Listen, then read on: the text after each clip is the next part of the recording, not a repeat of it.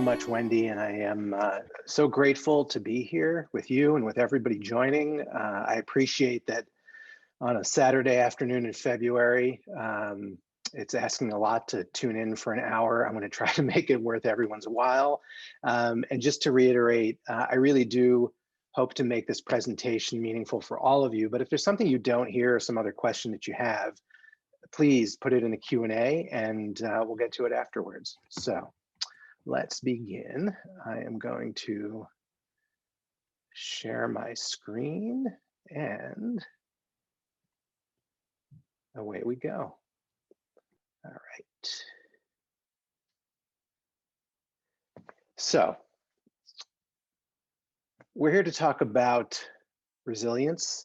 I realize that this is an MIT crowd. And so the usual talks that I give on resilience, even when they're to medical students, they do delve into the fundamental science and theory and practice, but it's much more heavy on the real world practice.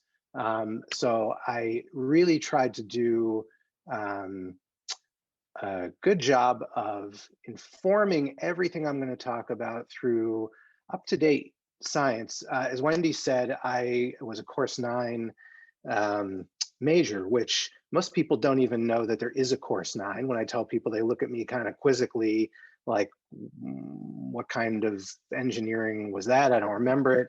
And I think we had about 6, 7 graduates in 88 when I graduated.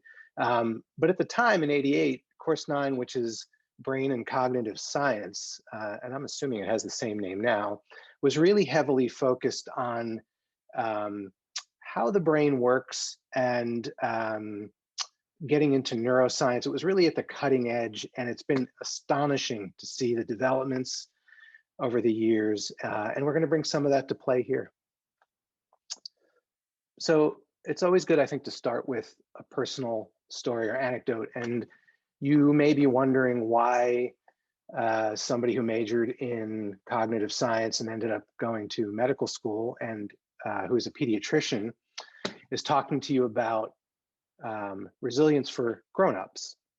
And actually, one of the questions I had when putting the talk together was to really address our need as adults. And the good news is all of the same things that I see in my practice working with kids from birth and really through young adulthood until 25 or 26 are directly applicable to how we experience the world right now. So for me, the concept of resilience is something that I have had to struggle with myself personally, and has really informed not just the kind of physician that I've become, but also the kind of person that I've become as a husband, as a parent, as a son.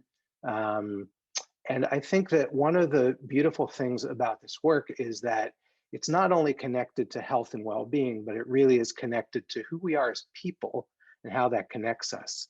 And for me, going along as a medical doctor in practice, once I hit my 40s, I realized that all of the basic science and the way of practicing that I had learned was not really serving my patients or me personally as well as I hoped that it would. And there was a bit of a crisis at that point where I had to relearn a lot of the way that I practice medicine, and the skills and tools that I learned through meditation and through yoga and through other integrative practices are keenly linked to resilience. And so I'm going to try to bring some of that in. This is a picture of me when I was 3 years old in preschool. I had no idea I was going to go into medical school. My parents will tell you that if you had asked me at the age of 20 if I was going to be a doctor, I would have laughed. And so the beautiful thing about going to MIT is I had already taken all of the necessary prerequisite courses, didn't have to do any extra work, and was able to go to med school at that point. We're in a time right now where this slide I put up is as sort of a joke, and it used to be funny, but I think now it's really poignant that I went back to school essentially to learn to be a yoga teacher about 5 years ago. And these days, the therapeutics that I'm using in practice and in life are much closer to this picture than anything that I prescribe otherwise. Why is that? And I don't have to tell any of you. This is a study from the American Psychological Association. Every year, the APA publishes a survey called Stress in America. This was last year's highlights, if you will. And I crossed it off and put 2021 because I honestly don't think this has dramatically shifted at this point in time. As you can imagine, and as most of you know, COVID-19 is not only but the most significant stressor in American lives, and I would argue around the world.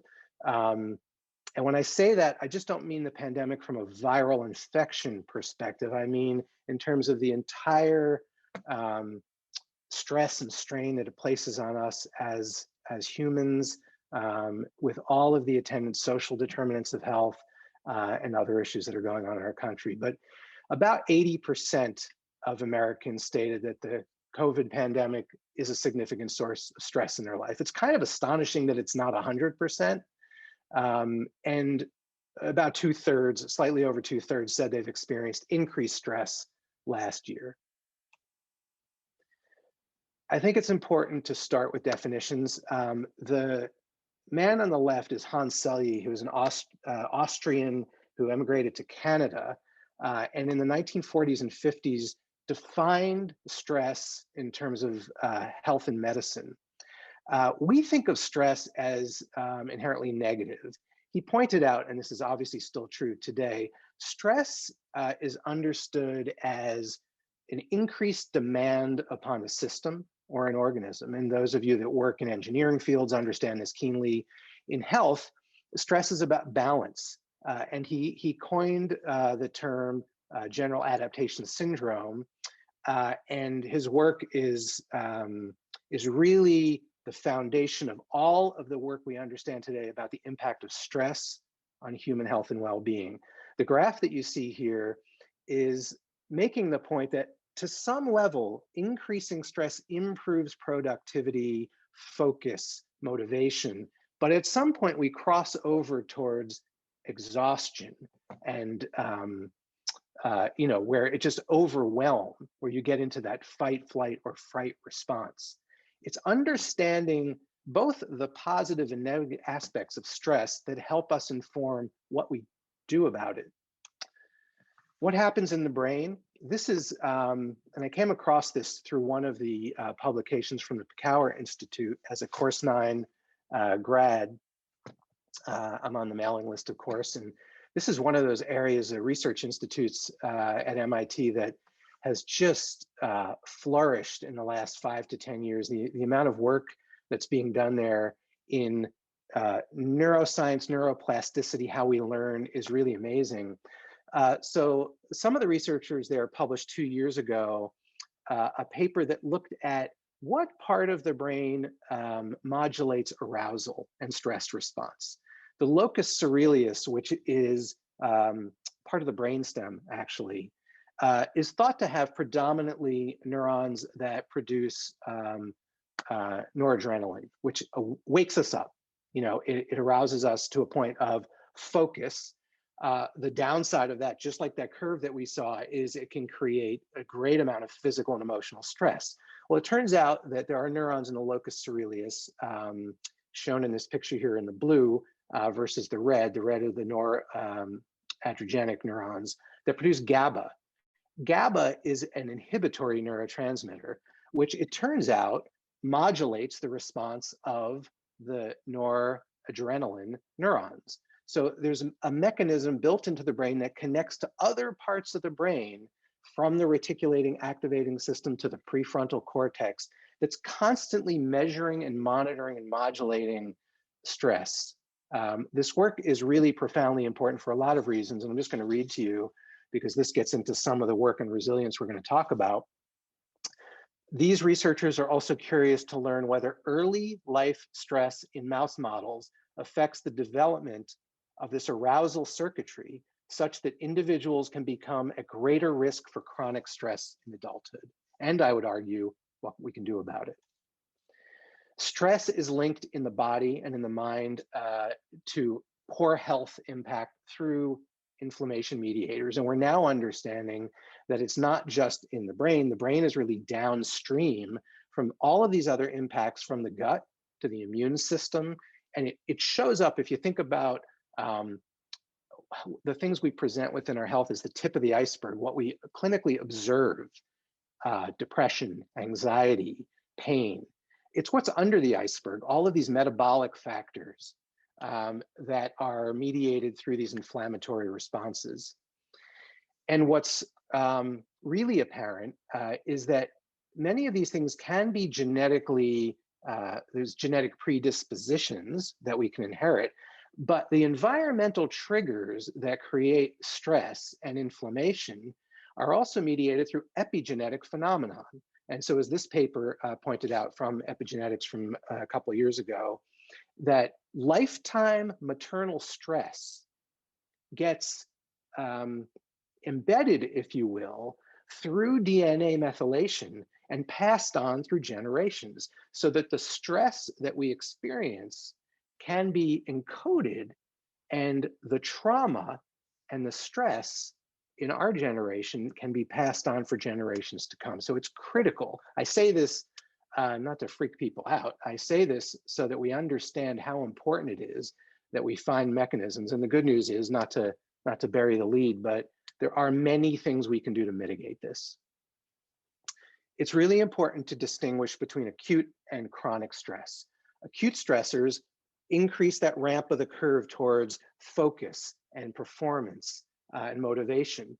When we cross over, it's often because we have not positive acute stressors and not even tolerable, but toxic stress, which is a prolonged activation. It's like you hear a fire alarm and it triggers you to run out of your school building.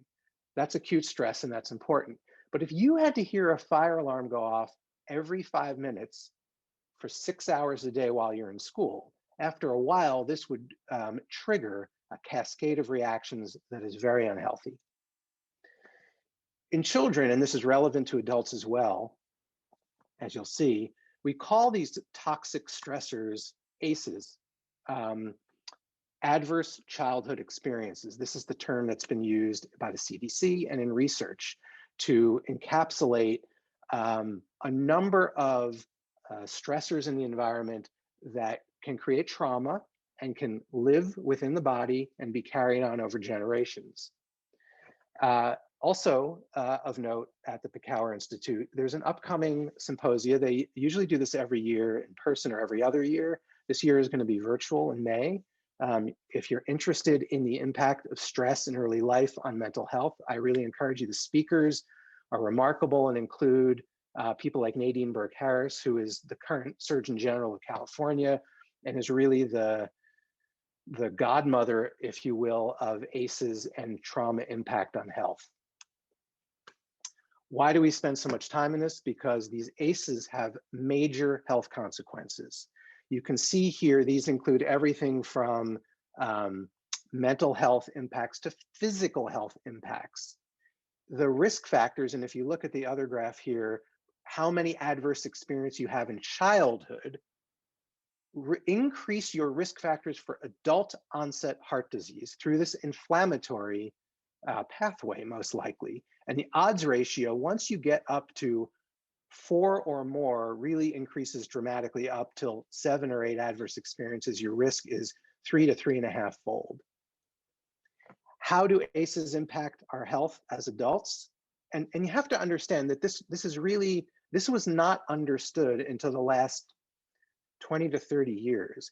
These adverse experiences sit on the bed of systemic institutional issues. Historical trauma, which we talked about, gets embodied and passed on. Social conditions and social determinants of health. Adverse experiences come in, they disrupt neurodevelopment, they create social, emotional, and cognitive impairment, and all the way up this pyramid, including greatly increasing the risk for death. This is the bottom line. Life expectancy, when you have 6 or more ACEs, dramatically increases your risk of death at an earlier age. It cuts your life expectancy down by 20 years on average. This is really, really important work. Okay. I've run through the I guess, background on stress and toxic stress to really explain the foundation for what we do about it. And I really wanted to focus this talk on resilience. I know that we're at a time now where people are stressed more than ever for many reasons. What I see in my practice, what I see in the families that I work with, is certainly in my 25 career the worst that I've ever seen. As a pediatrician, most of my job and most of our jobs in primary care are either doing checkups and doing preventive well care checks and seeing sick kids, coughs, colds, earaches, sore throats. In the almost year since the pandemic really hit in North Jersey, where I live and practice, I have seen no children with ear infections. I've seen one case of strep throat. I've seen one case of pneumonia, and I can go on and on like this. Believe me, this is even if you don't work in medicine, you understand how rare that is. What I have seen are innumerable numbers of children and parents and grandparents suffering with mental health struggles, anxiety, depression, difficulty focusing, difficulty connecting. And so we think of this time, and certainly I recognize that, and if we think about it from the ACEs perspective and that social determinants of health perspective, a disproportionate burden of this continues to affect certain groups who are always much more greatly impacted by social determinants of health, whether that's based on race, whether that's based on gender, whether that's based on socioeconomic factors, access to care, and so on. So I recognize that. And yet I think that this is really one of the rare times in our life, and I hope there are no others, that we have this shared tremendous trauma experience. And I say that knowing that we're already doing this work. So in my practice, about 80% of the visits I do now are focused on mental health. I'm doing video and telehealth visits, in-person visits, about 80% of the time focused on how do we help families cope with and develop the resiliency skills to deal with what they're dealing with. And I do think that there's good news in this, and I do think that there are things we can do. So how do we get there? First, I think it's really important to define the term. What is resilience? I put all of these lists. This actually comes from a forestry research article, which I thought was fascinating, and I have references to all of these in the presentation, to anything that I'm citing. That when you think about resilience, whether you're in computing, engineering, business, ecology, physical or emotional health, it's important to sort of settle on the definition. And I'm going to really hone in on the mental health definition, which is the positive capacity of people to cope with stress and adversity. I struggled with the definition of resilience because it's tempting to say it is thriving in the face of challenges and adversity, or might we say surviving in the face of adversity. But those don't really fit either way. It's really the capacity to cope. And I think I also really do like the ecology definition, and we're going to draw some parallels between the natural world and human resilience. It is the capacity of an ecosystem, and in this case, humans in relationship and connection, to resist disturbance and maintain a specified state. So after we come through the definition, the second question is, how do we get there? This article by Maria Konnikova, who's written several really interesting books, including books on gambling and probability and Sherlock Holmes and some other really interesting topics. It's a New Yorker article from 5 years ago. that is the best 3-4 page summary of the factors behind resilience that I've ever read. And she really delves into this concept of resilience, that it's not just about genetics. Clearly, there are people who you can take 100 kids and put them in the same awful circumstances, and some fly through and do beautifully well and thrive, and others don't. And understanding those factors is really critical. It's a really complex interplay of factors, ranging from, again, not just genetics, but your environment. And some of that has to do with parenting strategies, the sort of mental health culture you grow up in, whether you're raised to believe that you have some control over your life or not. And we're going to talk about positive psychology in a minute. These epigenetic factors I alluded to, social support, which is a key factor in resilience, and developing individual coping strategies. If you remember just 3 things, and this comes from the Center on the Developing Child at Harvard, which is one of my favorite go-to resources. It's an immensely helpful website with videos, presentations, infographics. There are 3 key strategies to build resilience. These go from the micro to the macro, meaning things we can do individually, to systemic factors. First, we can strengthen core life skills. And I'm going to really focus on the mindfulness aspect of what that's about, and our own individual health habits. We can support responsive relationships. And for kids who are suffering from those ACEs, this is the #1 resiliency positive factor in research studies that's been shown. So if there's one thing you do for a child who's struggling, find one adult they can connect with and can help support them. And then 3, on a macro level, reduce sources of stress. That sounds simplistic when you think about it on an individual basis. And in fact, I tell parents frequently, as much as we would like to remove all the sources of stress in our kids' lives, we can't.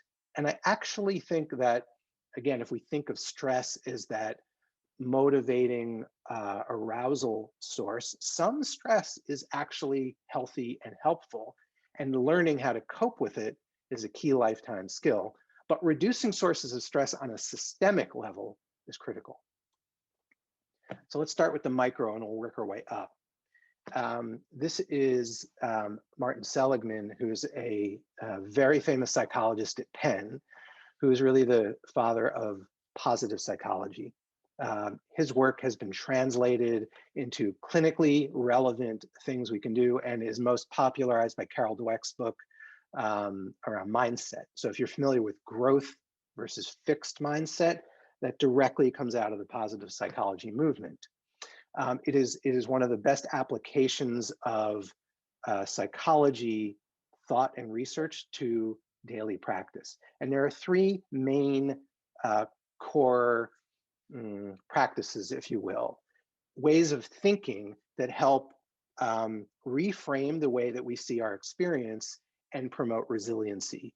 One is looking at factors and thinking, turning them from internal to external, meaning that things are not my fault versus things that are the fault outside of us. From global to specific, and the best example of that is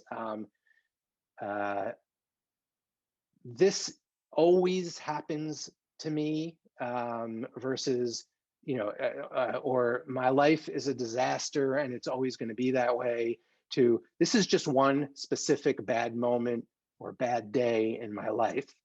And then I think most importantly, the idea of impermanence versus permanence. So it's like, this is the way things are, and it's the way they're always going to be, versus I understand that there's just a roller coaster or waves of things that come and go. So if something's really bad that's happening right now, it is unlikely to continue forever. And sometimes I'll tell kids, and I try to do it in a fairly lighthearted way, that whatever is happening for them right now, there's never been a point in time that we understand where what is happening to you right now will continue for the rest of your life. And so that understanding and that way of thinking about experiences is really critical. I have found, and numerous research studies have found, that probably the number one most useful tool and practice you can learn is some form of mindfulness or mindfulness meditation. And I think it's important to stop and say, well, what is mindfulness? Because we hear this a lot. It's kind of become a term that becomes meaningless and vague to a point unless you understood what's in it. And similarly with meditation, the most frequent thing I'll hear from people is, I can't do it. I've tried to meditate and I can't clear my mind. I can't erase all my thoughts. And that is a misunderstanding of what mindfulness and meditation is. So this is a picture of a clock that I found. Somebody had sent me a link on Amazon, and I ordered it for my office. So we have this hanging in our break room in my office, and every hour is now, right? I mean, it's pretty obvious, but it's just a really cool reminder that all we can do, literally all we can do in terms of what we can do something about, is now. And so mindfulness is awareness of the present moment without judgment. And I think that last piece is really critical.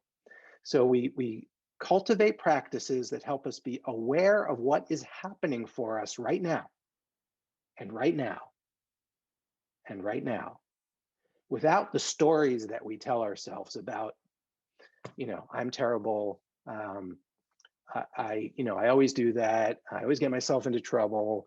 I always eat this way. I always treat this person this way. This is always going to happen to me. Or we spend all of our time in the future.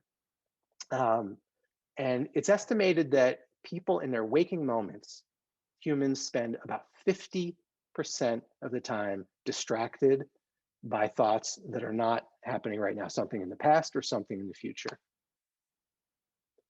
So I want to take a moment to actually show you and have you experience what this is, because I think any talk that brings in mindfulness without the experience, frankly, is kind of pointless. I call this exercise pause, notice, and choose, because it's a really simple thing to remember. And if you have tried to meditate and you find it difficult, or you're interested in starting a practice or deepening your practice, or helping someone in your life find a mindfulness practice, and you can use whatever words you want. This is a practice that helps us notice what's going on for us right now, and then create a space between a thought and an action, right? We tend to be very reactive. Something happens to us, we react, and that gets us into trouble. Another key piece of mindfulness is, and I talked about judgment, is that you don't clear your mind of all thoughts. Because if you try to do that, you will fail 100% of the time. What you do is you notice what comes up, and then you let it go. And you notice and you let it go. So let's try this. So wherever you are, if you can, and if you can hear the sound of my voice, find a comfortable place to sit or lie down. Close your eyes if you're comfortable. Allow your hands to rest in your lap if you're seated. Take a deep breath in and a deep breath out. Allow your shoulders to relax behind you. Allow your shoulder blades to nestle together gently. Let your hands rest comfortably. Again, come back to your breath and just notice the breath coming in through your nose and out through your nose. And you can deepen your breathing as you do that. Just with each breath in, take a little slower, deeper breath. And with each breath out, a little slower and deeper. And we're taking breaths. And this is our pause. The breath is our focus to draw our attention to the present moment. So we pause. And as you breathe and pause, I want you to notice any thoughts that are coming into your mind, any feelings that you have. That can be a physical feeling in your body. Notice where it's coming from. It can be an emotion. Maybe you're annoyed. Maybe you're feeling calm and centered. Don't judge it and don't shove it away. It's the noticing that's important. And you can come back to your breath as you let that go. And you notice that you have created a space in your breath where you get to choose how you go into the next moment. That's the choice that you have. And with that, take one more deep breath in and out, and you can come back to me here and open your eyes. This activity, and I want you to just, you can, as I'm talking, you can reflect for a moment on how you're feeling after that 30-second practice. I use this all the time, and you can use it with really young kids. You can think about the pause as like a pause button. You can even imagine a big red pause button in your life. And I'll say to them, when you're playing an app or a video game and you pause, what happens? Everything stops. You can go to the bathroom, you can get a drink, go talk to your friend, you come back, game's exactly where it was. Nothing's changed. Imagine if we could do that in real life. And there are always times where we can, and we can practice this.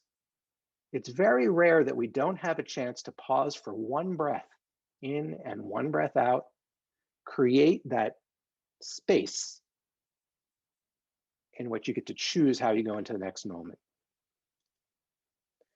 There are many other mindfulness practices.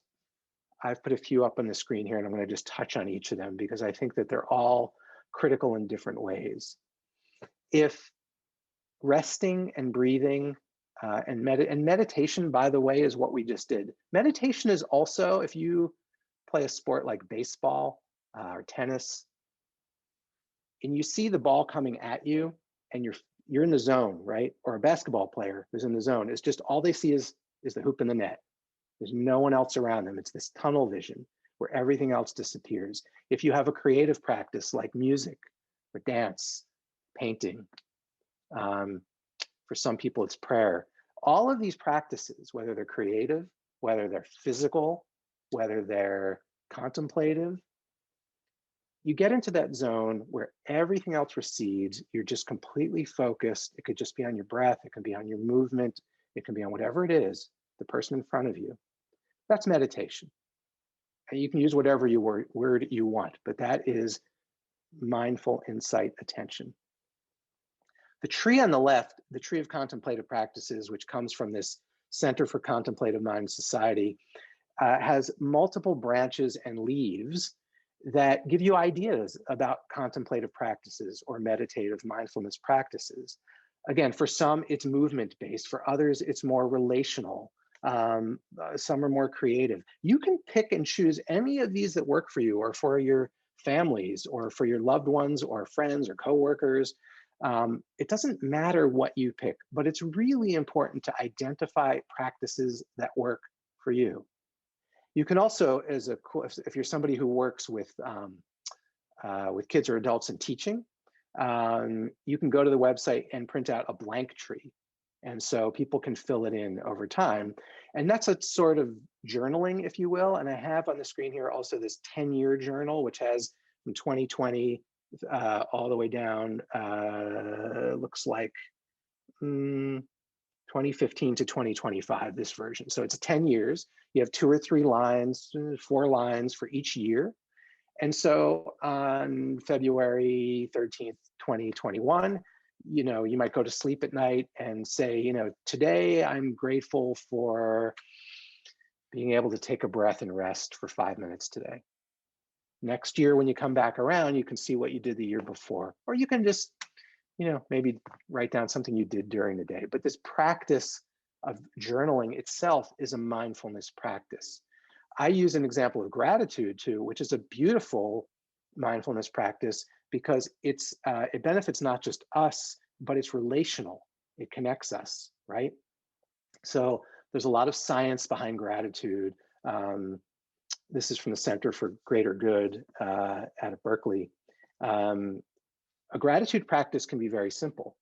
It can be when you go to sleep at night, you think of one thing during the day that happened that you're grateful for, and you write it down, or you think about it as you go to sleep. It's a lovely way to end your day. Or you can actually train yourself so that the first waking thought you have in the morning is one of gratitude. If you do it morning after morning, and it may be, sometimes you're just sort of in that in-between period and you're just waking up and your mind starts going and you catch yourself and you come back, you say, all right, I'm grateful that I can breathe. I'm grateful that I have a warm cover on me. I'm grateful for my cat. It doesn't matter what you pick, but that's how you start your day before you look at your phone, before you get engaged in anything else. And then finally, compassion meditation, or some people call it loving kindness or metta meditation, is the practice of translating empathy to compassion. And that's a really critical distinguishing piece, because empathy, which most of us are raised to believe is only a positive thing, it's taking on, if you will, the feelings of others. I feel what you feel. That's thought to be empathy. And that's one of the definitions that are used. The problem, especially in caregiving, and this happens with medical students that I work with, and there's been a fair amount of literature in health students, that if you're working with people who are suffering, it's a very difficult place to be, to take on the suffering and hold space for that without knowing what to do with it. Compassion becomes the action of what we do when we empathize. And studies have shown that if you teach medical students compassion training versus empathy training, there's much less depression and burnout. And the way it works is this, very simply, you start by, you can close your eyes, you can start your breathing, and you offer yourself wishes for health and happiness. I'll give you a very simple version. You say to yourself, may I be happy, may I be healthy, may I be safe, and may I live with ease. Those are the words I pick. You can put in any words you want. May I be happy, may I be healthy, may I be safe, and may I live with ease. We start with ourselves, because if we don't offer ourselves compassion, we can't possibly offer it out to others. We always start with ourselves, and that's because we value ourselves. And self gratitude and compassion is a really important practice to building self-esteem and resilience. And then we offer it out, and we bring to mind a loved one, someone for whom it's easy to feel love for, and we say, may you be happy, may you be healthy, may you be safe, and may you live with ease. And you can repeat that. You can do it for multiple loved ones, or you can sort of imagine someone who stands in for all loved ones, or someone who really you think could use those wishes today.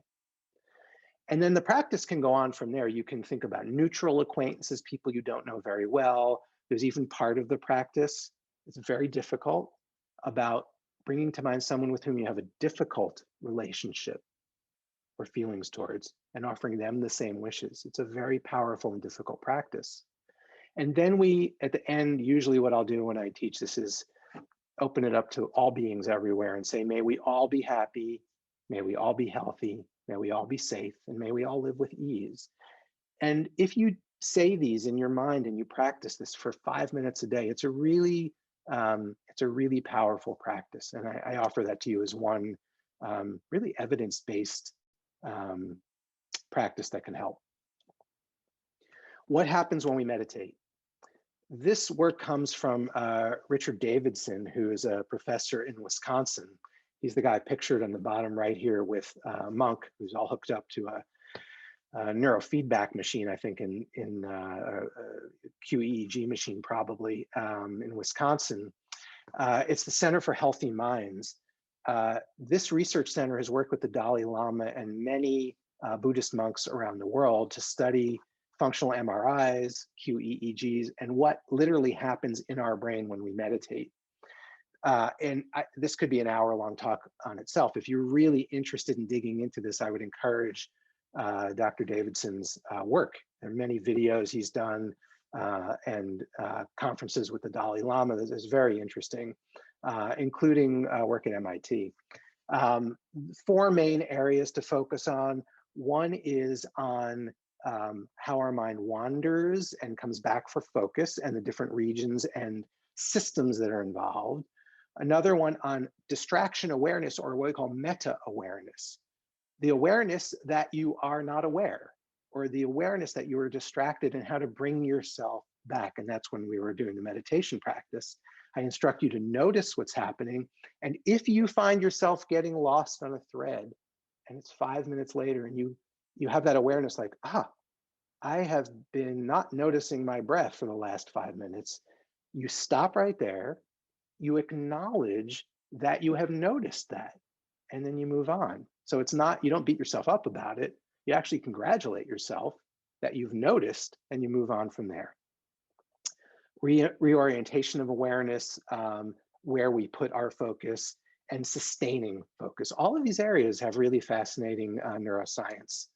And the application of this is very broad. So I have this picture here, which is from the Robert Frost poem about two roads.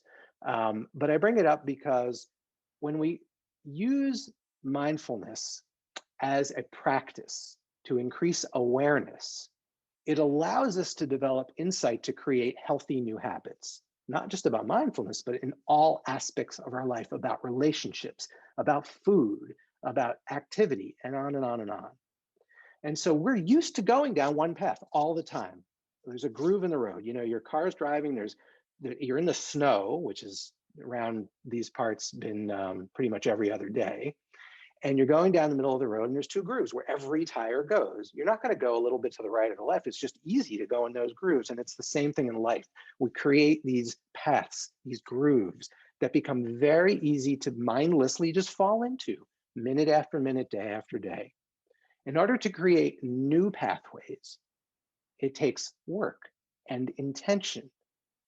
And the good news is that there are ways to do that. Dr. Davidson and his colleagues in Wisconsin just last year, end of the year, just published this really, really important paper on really the neuroplasticity of well-being. And there are 4 areas of practice in terms of what we can do to create these new pathways and these new habits, with an incredible amount of neuroscience and social and psychological research behind them. That if we essentially, we can train ourselves in these areas of mindfulness practice and contemplative practice to create awareness, insight, connection, and a sense of purpose, to develop that meta awareness so that we can realize what our habits are and shift and practice that. So it creates both the awareness that we need to change and the tools to make the changes. And we use a mnemonic in teaching med students about how to coach patients around health called SMART goals. It's used in consulting and industry all the time, that you create goals for health that are specific, measurable, attainable, realistic, and timely, or SMART goals. So that when you're coaching around change in diet or exercise, someone who is obese or smoking or has diabetes or is anxious or depressed, and you're trying to create new pathways, creating these kinds of goals and using these tools can be very useful. And so we do that. And the interesting thing is that it brings up, so I focused on the micro for a fair amount of the talk, but now I'm going to shift to what we call mezzo, which is really more relationship or direct family or community connection. That there are other tools in addition to the ones that I've mentioned that can help with this. And this is from a site called Action for Happiness. And they have calendars every month. You can have this on your phone. You can print it out. There's a website. And every day, this is February, so today, send a friendly message of support to a local business. These are all relational for the most part, about things that how you relate to other people. And it's part gratitude, part compassion, but it helps us connect to others. And one of the critical factors that we find in building resilience, as I mentioned with the ACEs work, is creating a sustainable connection. Social support is so critical to emotional physical health. It is a greater predictor of heart disease than any other factor that we've ever studied, for example, certainly for depression as well. And so this is just one actionable way to have a reminder, and you can set up the app to remind you each day. There's also a gratitude app that I've used that you can set reminders. And this is one of the beautiful uses of what we call sort of, high touch, high tech, right? So technology used for really positive reasons to connect us. And on a macro level, as we come towards the end, I think it's really important to acknowledge that it should not be every individual's job to figure out their own way to be resilient.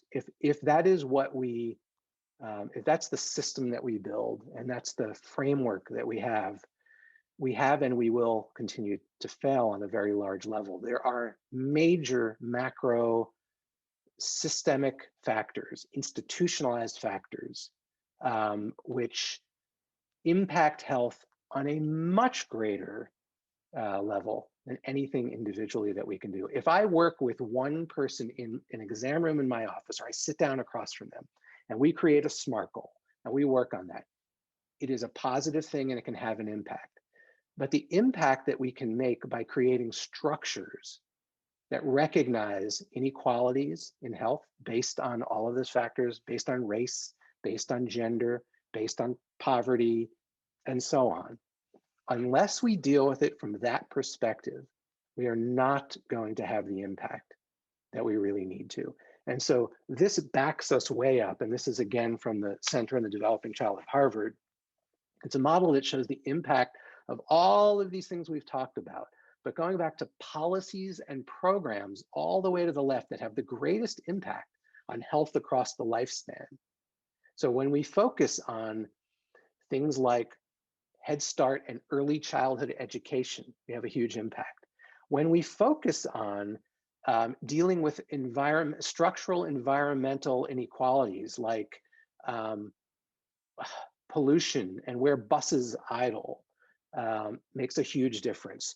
When we focus on providing quality healthcare, preventive healthcare to all people, regardless of their zip code, we make a huge difference. The investment that we make in doing that, and I know I stand here as a primary care physician, obviously I'm all in on that, I believe this, that if we invest in that, the payoff in terms of sustainable well-being is the most effective, safe, and cost-effective policy and strategy we can have, and it has the greatest impact. It's not that the other micro individual factors don't matter, and we need to train those. It's one of those three things that I mentioned, but these systemic factors are really critical. I'm going to run through just a quick model, and this is the Whole Health Institute is a relatively new nonprofit devoted to creating a community health model that embodies all of the things I've talked about. That at the very center is purpose in life, and this pause, notice, choose, exercise, mindfulness, and self-care.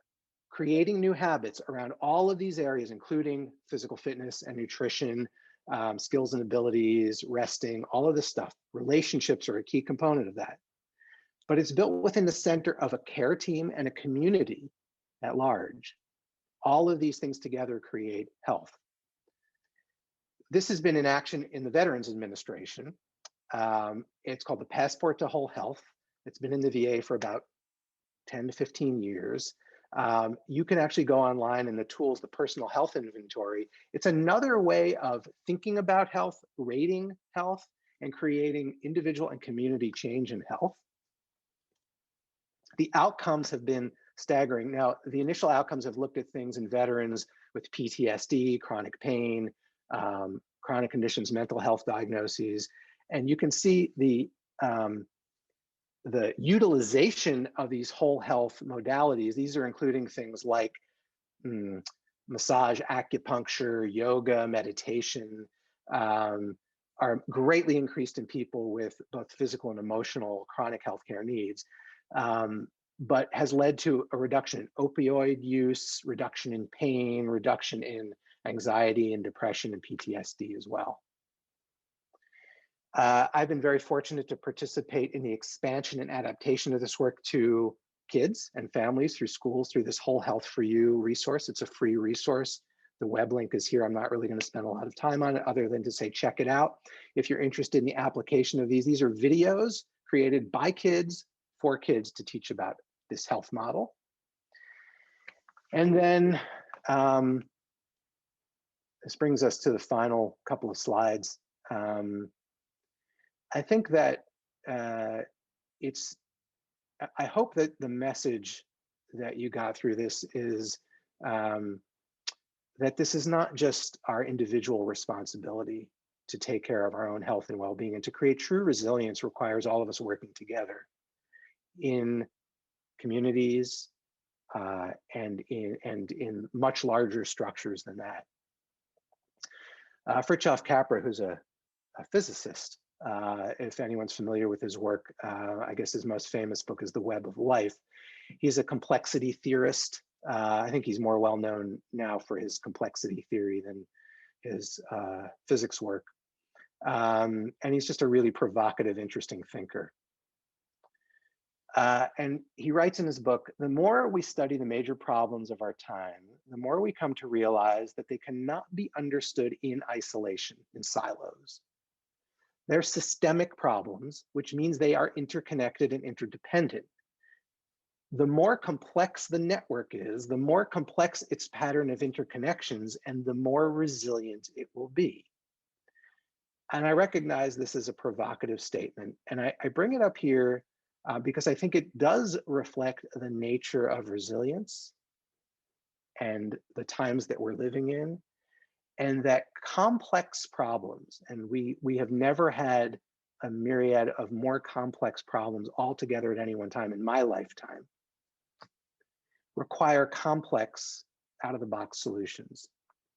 And I think that by looking at complex systems like the forest, where you look at these networks of trees, moss, fungi, mycorrhizal networks, that they thrive through complex systems that we are just starting to understand.